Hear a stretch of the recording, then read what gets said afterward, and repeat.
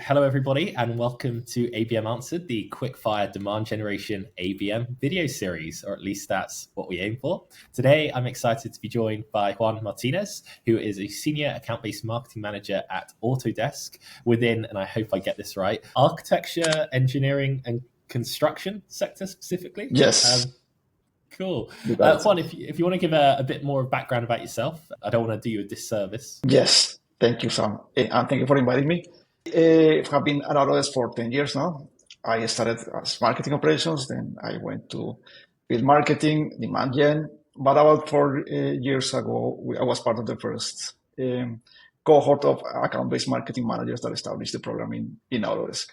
My initial scope was covering the Latin American region and establishing the program there, partnering with the sales teams across the region. Then on a personal note, I had a baby and I was traveling a lot, so I changed to our e-commerce demand gen team for a while. But I really like account-based marketing. I came back to work on ABM targeting the federal government accounts. I did that for about a year and a half-ish. And now I lead the team that works and partners with our sales mid-market organization targeting the accounts that are part of the architecture, engineering, and construction category in our company. One of the pioneers at Autodesk. I know Autodesk are big on it because you've just got like complex solutions in a good way, haven't you? And it makes total sense. To run you and again the viewers through the rules, Juan, in this case, will be given 7 questions to respond to, all about account-based marketing and demand gen. The questions have been adapted based on the data that we've collected at Mixed Reality Rooms, where over 1,000 marketers have gone through and stated what their biggest headaches are with demand gen and ABM at the moment. What we've also started to do is include previous guests' questions. So Juan, are you ready? I'll pull up question 1. I am. Nice. Problem 1, and this is perfect based on what you've just said with your background in demand gen, was understanding when to use account-based marketing versus demand gen, and maybe even defining the two. So my question, I guess, is when does it make sense to launch an ABM program, perhaps on a one-to-one basis? How do you know you're ready? When would you lean more towards demand generation? Yeah, I would say launching a campaign itself is one of the last steps in our process from an ABM perspective.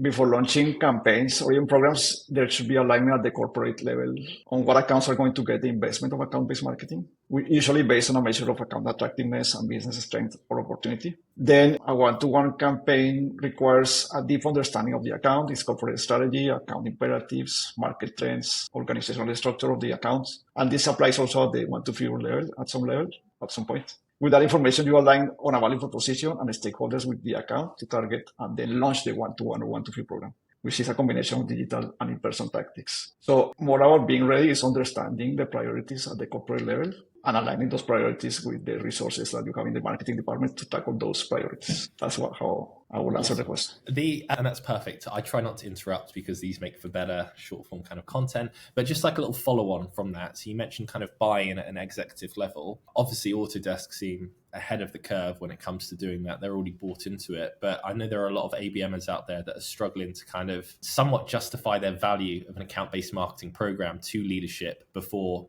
they've run and seen results. How would you describe the term, I guess, account-based marketing? How would you define it to them of what it actually is? I think it's a partnership with sales and becoming the champion of sales within the marketing organization. I heard this in our presentation from Snowflake last week, actually, and I really like that sentence. It's developing the close partnership that allows you to help the sales team achieve their goals. We measure now, after the years we have been doing account-based marketing here in Autodesk, what we are landing or what we're doing now is making sure we influence relationship, the 3 R's, relationship, revenue, and reputation. But all this is, again, being a strong partner with sales. So when I answer the first question about demand gen and ABM, it comes to organizational alignment too. You don't want to convince a marketing leader, you need to convince the whole organization, because sales has to be super aligned with marketing. And when we established the program here, that happened actually. That was one of the things that we at least had very close alignment on the accounts, and the priorities within those accounts is something that we have been learning how to develop. But the key was starting from this. From the start, we had that alignment on the accounts driven by the by our executive teams. That's a great way to frame it, because my head's like kind of clicked. You're right. ABM is marketing directly supporting sales, whereas Demand Gen is kind of more just like overall, like marketing are kind of on their own course, their own charter. What I'll do is we'll try and get one more question in. So problem 2, and you mentioned it briefly there. The challenge that ABM is having is kind of selecting their target accounts. I know this can take not just weeks, but it can take months. So my question to you is like, with many different angles to approach this, scoring systems, what does your process look like when it comes to selecting target accounts? Yeah, it goes to our alignment at the executive level with between sales and marketing or the organizational, or there is agreement on what tiers of accounts are going to get the investment of account-based marketing. So in general, right? Then at the regional, at tier levels, our sales and marketing teams agree on cluster coverage based on priorities for the year or the 3 to 5 year plans that we have. And then within those clusters, we prioritize and score based on the corresponding cluster and specific variables that are relevant to that cluster. So there are opportunities in some industries that we have identified, and there are market or account imperatives that are impacting these accounts, and that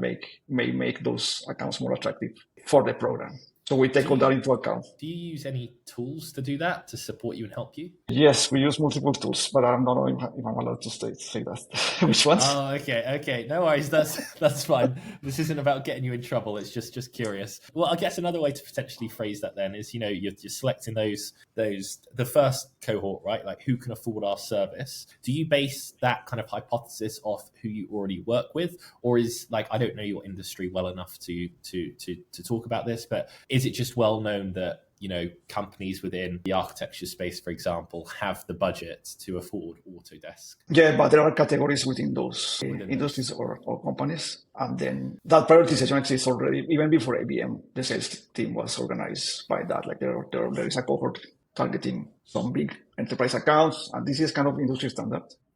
For sure. Within those is where we go and prioritize what we're going to focus on and in terms of getting an account-based marketing investment and a team that is going to support that.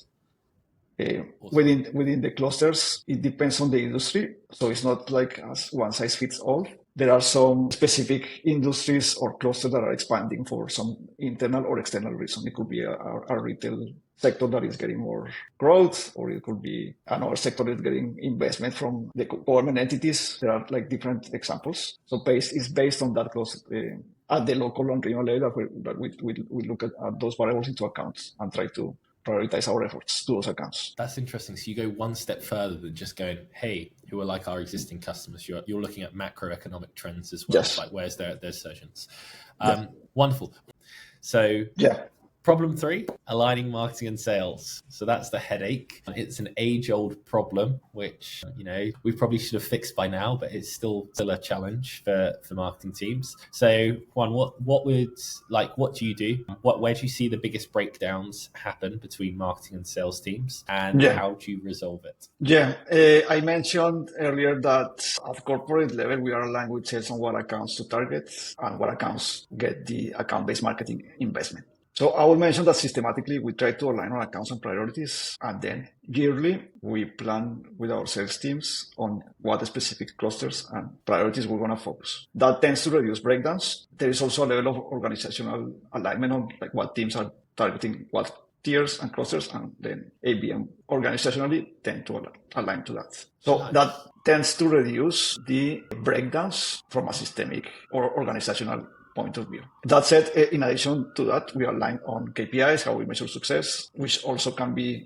like once you align on like what you're going to target, then you also need to align on how you're going to measure success for each team. And those, what I have mentioned so far, can be done systematically. So if you do that, that tends to reduce breakdowns. But then there is another part of this conversation, which is the soft skills from both marketing and sales teams members. High performers in sales tend to have the ability to leverage and orchestrate motions from different team members that are going to help with the sale. It's not only ABM, companies will have customer success team, BDRs, inside sales, etc. Technical sales, different parts of the team that is selling to the account. So high performers tend to have the ability to orchestrate emotions with the team. And that includes also ABMers with the ability to collaborate, understand, and partner and champion the team members tend to have that ability to minimize breakdowns. Interesting. Yeah, I never even considered that, like the traits of like a high performing salesperson versus the traits of a low performing salesperson, and like how you would align and communicate with them both. Great answer. So yeah, let's persevere. Let's crack on. Might loop back to that one. But problem 4 that came in was, and this is very specific. So I think this is talking to the nature of like the macroeconomic model, and that the challenge was getting clients to lock into subscription models. Now, this is maybe more of a sales problem.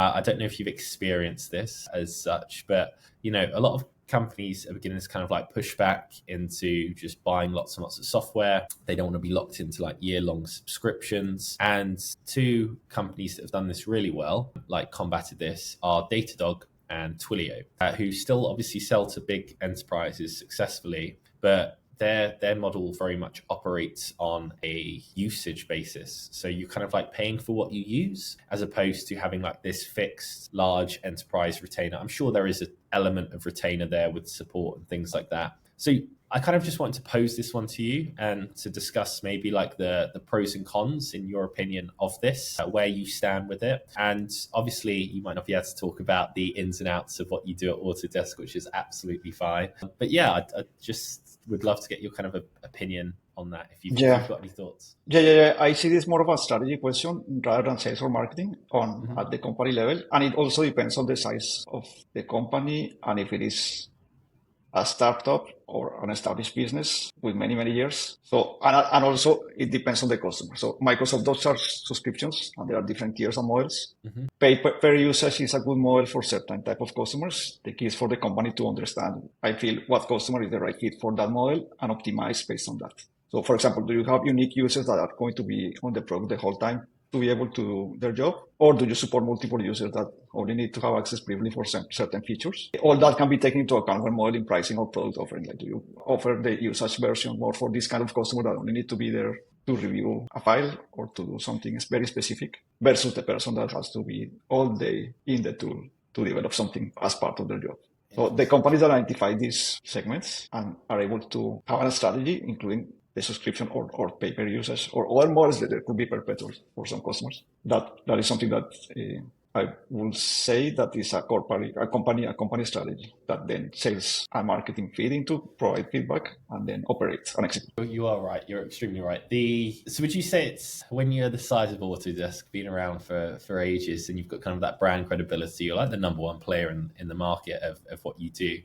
There's less needs because it's like you've proven that the product. So if you're a larger enterprise, you've proven the product has product market fit, and that it's a need for the people that your customers that you're selling to. So therefore a subscription model is kind of that, it works quite well. Whereas for kind of like scale ups, new technology companies coming through, this kind of like strategy on pricing is more of to help them break into the market and kind of capture market share. I think it depends again, like Microsoft is again a big company, and they also have subscription like for Office products, right? So we do have subscription model too in Autodesk. I think it benefits the customer in that they get a product that is supported and updated.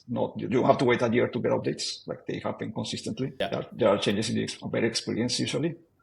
But some other companies that only offer a license for like a perpetual usage, which you get a product and that's it. You have to pay more to get a better upgrade the following year or something, or you are stuck in the version that you bought 10 years ago.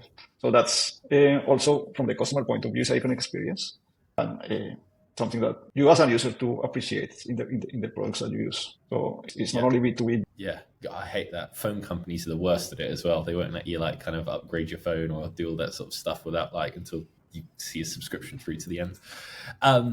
Problem 5 was multi-stakeholder engagement. So obviously buying groups are getting bigger. Where do you start with that? So if you're marketing, I guess it starts with sales, but like how do you identify relevant stakeholders, and then how do you go about engaging them, and do you different the message? So we follow ITSMA best practices for ABM 1PO execution. Our team is certified.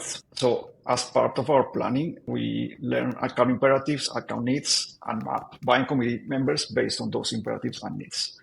So with that, we then work on a value proposition for those stakeholders. And only after that happens, we plan marketing campaigns in an ideal workflow. So even before we, or that is the hope, ideal process, before we go on or the sales team goes and calls someone to do prospecting, we aim from the account-based marketing perspective to support that call before that happens with all this information and a value proposition that our sales partner can tackle with the corresponding buying committee member that was identified. Then we support and arm the sales team with corresponding conversation guides, outreach sequences, sales enablement material that supports that value proposition for the identified cluster. So if you're going to talk to the person in charge of the division X at company Y of the cluster W, we have done the research that should have the right value proposition for that specific team member in that account, taking into account their imperatives and account needs. Mm-hmm. So that's kind of the first step to answer the question on the relevant stakeholders. Like you have to do some research before as part of the one to view. Yeah, you're not messing about, are you? You do things. You have a good process. How long does that process take? Like the research stage? Yes, that is a good. I'm saying this is the ideal process.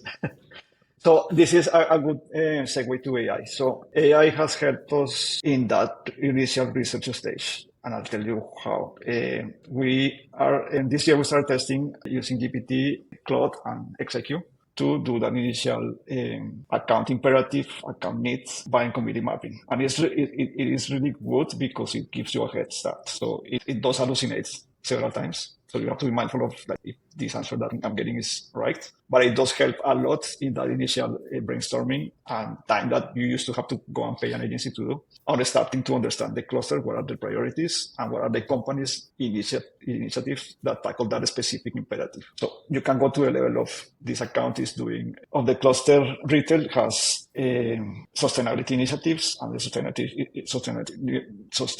initiatives are X, Y, and Z in the corresponding country or region. And that initial research can be done really quick now as a starting point. You then have to go and validate with the people that have been working with the industry to see if this makes sense or not. But you can use that initial research to come up with identifying buying groups within those accounts, if that makes sense. Because you can, in that example that I was giving you, you can go and find out who is in charge of enabling the sustainability best practices or any practice that you are trying to push through in the company. And then work around that to create the value proposition and launch a campaign. Interesting. I love the word you use, the term hallucinations. That's really funny. So the next step of that, is it a case of just cutting the waffle, right? Because a question that came in from Brendan Alisglu was like, he didn't know how much information to give sales, right? Too much, they're overwhelmed, don't do anything. Too little, well, this isn't going to help me at all, So is like something that AI can or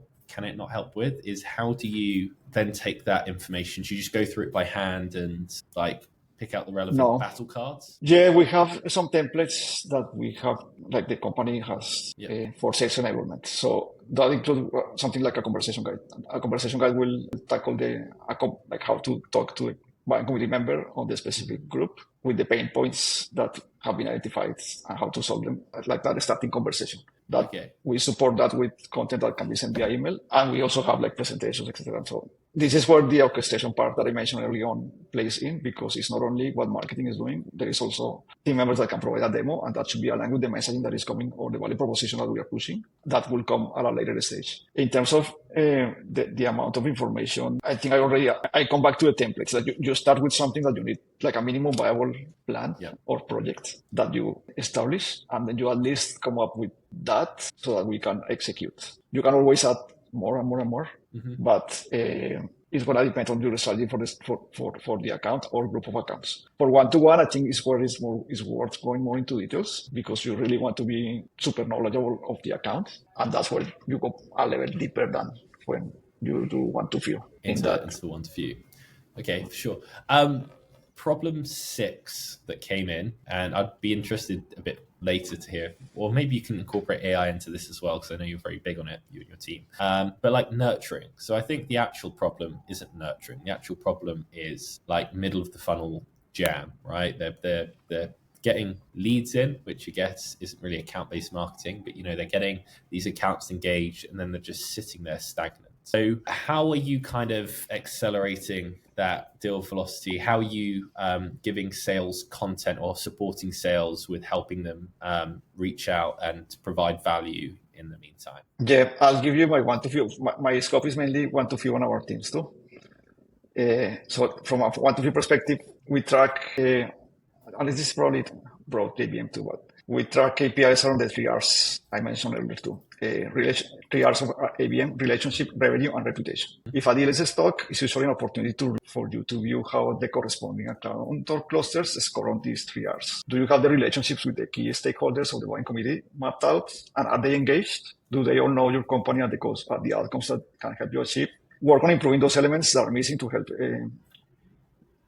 advance that deal. Sometimes it's a matter of you're only talking with one person, and in a company that has 100 team members in a team, and then the opportunity is open, but that's why you're only talking one person. This is probably not the sole decision maker.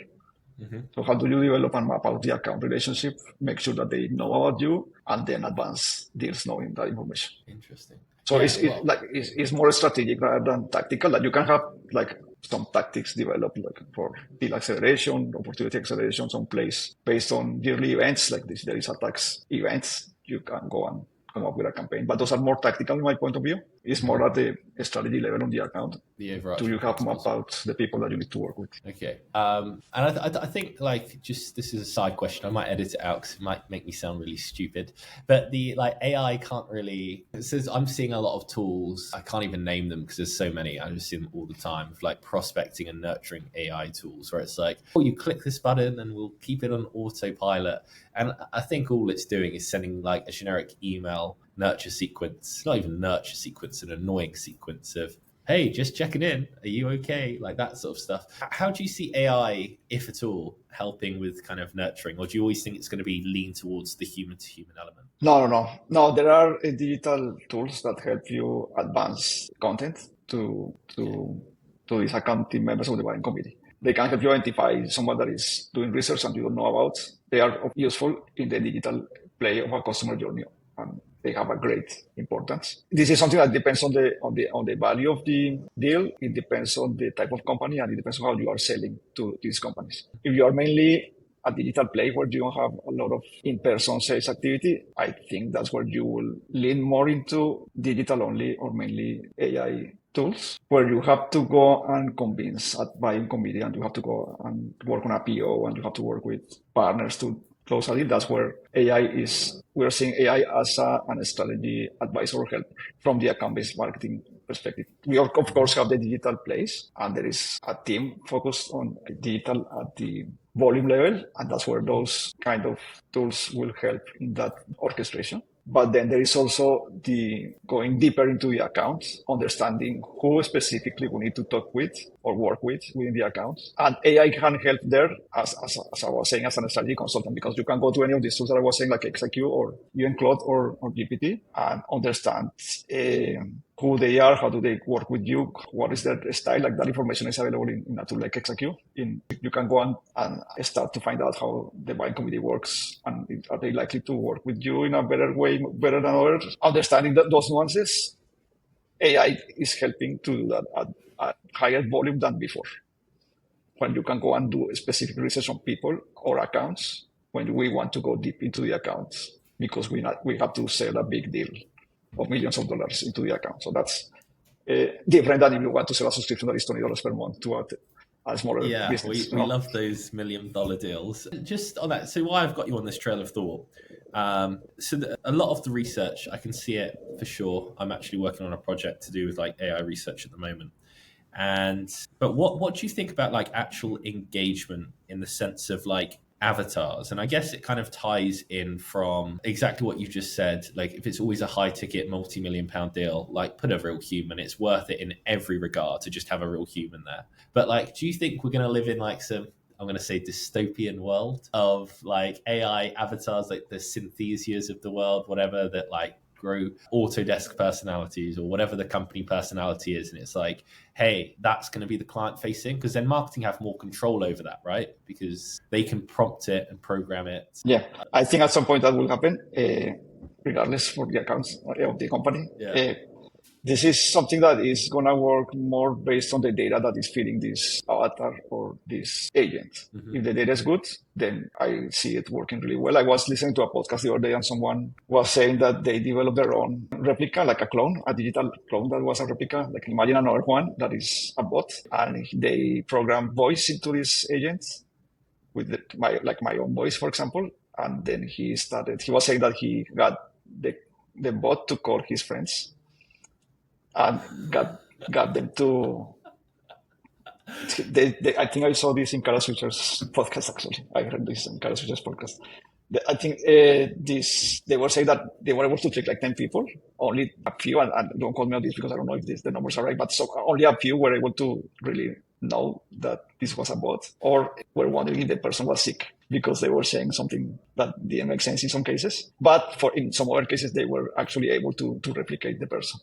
I also saw the other day Sorry. Yeah. Just to continue with this, I also saw there is this startup. I didn't saw this chapter in Shark Tank, but apparently someone went to try to sell an avatar that can join your Zoom meetings. So you go and record yourself once and in some doing something, and you can actually program this avatar to go and attend your Zoom calls and go as if you were in the actual Zoom call. It will get you a recording and it will be like you were there. So I think we're moving to a direction of probably 5 to 10 years. It's going to be more common, and yes, we have to be prepared. That's crazy. And also, like, as you're speaking, it actually answered my own thought for me. My first thought was like, not just using them for sales, but you could create them of the sales team at other companies who are managing that deal, which would be fraud, which is why I talked myself out of the idea, but that could like sabotage the deal kind of thing. So like using marketing in its other sense. Obviously it will probably be trackable of who it came from and what happened, but like it's scary how impactful that could be. Anyway, it's different words. Yeah, I think what we try and what to do here is to learn what we can do now, because this is coming up, and we don't want to be on the end that doesn't understand what is coming. We want to be on the team that is using these tools to improve efficiency and get a better outcome for our customers. So that's really something that we should not be ignoring any of these trends. For sure. Options. Yeah, and the people that kind of jump on these early trends to some extent, and not even early, but like the people that really like learn them from just my experience could be way off here. They're the ones that like make impactful differences to their companies, because it's just, they're kind of like the pioneers, right? That's where all the margins at. And then if you look at the people that jumped on email to begin with, and now, or like it's so hard, or SEO, and now SEO is so hard. I think they're the ones that are really going to benefit. Question 7, and the last question, Juan, we've made it. It's potentially my favorite question that's ever been asked on the show. It's by Emily York-Goldney, who is the Strategy and Business Director at Clarify. And she asked, if the sky was the limit in terms of budget, what would be your best-in-class recommendation for a campaign to drive account engagement? And I think if you want to set some parameters around that, because I know you're big on the one to few, maybe you could broaden it that way. But yeah, you've got unlimited budget. The list is endless of the things you could do, but maybe you give me like the top 1, 2, 3 things yes. to focus on. So I asked the question to our team here. One trend that emerged was around spending time and resources in knowing the account or clusters of accounts really well before thinking of designing campaigns, which is what I have been alluding to as part of our process. Sure. So how do we apply this unlimited budget in practice? In this case, I mentioned AI. So investing in AI tools and training for your team to do research accounts or account research in imperatives and market trends. Investing in AI and non-AI tools to identify and know buying committee members in these accounts. What are the priorities? What do they like? What events do they attend with the company? What is the company culture? Individual insights and group insights, as well as competitor overviews. And then with that investment and knowing exactly, for example, that I know Samuel is from London and he likes Chelsea, I'm going to go and do advertising in Chelsea. I'm going to make sure to invite him to a Chelsea game once they go to the Champions League. So all that information I'm going to use to my purpose to create a campaign that drives engagement, because I'm pretty sure that you're going to love seeing our brand in a Chelsea game, and then you're going to know who we are because you are there. And that example is good because it's not only football or soccer. You could be a golf lover, or your team could be running a marathon. That happens. And then knowing that will give us a way to establish that relationship or optimize the relationship establishment, we feel. So that is a great answer. You are bang on the money. If Autodesk was a Chelsea sponsor, I can name like every Chelsea sponsor of the last 20 years as well. If it was on the Chelsea shirt, if it was like a hosted meal at the stadium, yeah, I would be sold. Well, I don't even need your software, but hey, I'll buy it. Like at that point, was there anything else to add to that, or just that's a solid response? No, I think that was we started working on this. It was really like having the contact level data figured out, but not only the contact quality, but also knowing what the account and the buying community members are doing. At an individual level, yeah. And if you've got unlimited budget, you can hire unlimited humans to work with these AI tools to figure it out, right? So I don't need like, that. You don't need that. All right, Juan, that's amazing. The last thing I'll ask of you is, do you have a question for our next guest? Yeah, I want to work on or continue this AI conversation. What AI tools or processes are you using in your account-based marketing execution? Specific examples of AI tools that folks are using in ABM. Awesome. I'll get that included. Very fitting as well as a trending question. Yeah. Thank you so much. No, thank you.